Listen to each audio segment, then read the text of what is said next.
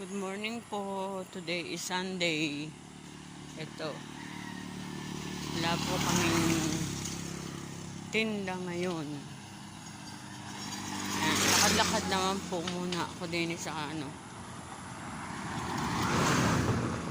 para ma-exercise po ng kaunti. Ayan.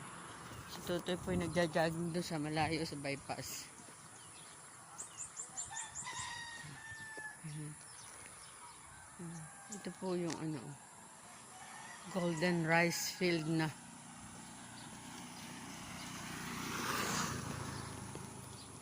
Ayan po, golden rice field na. It means mahihinog na po yung mga palay. Ayan. Kaya golden rice field. Ito po.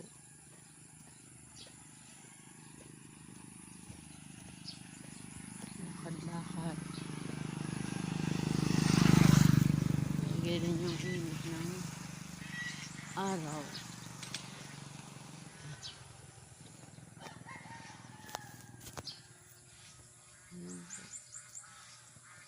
Please like and subscribe.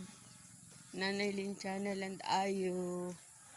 Life in Dubai po and in the Philippines. God bless.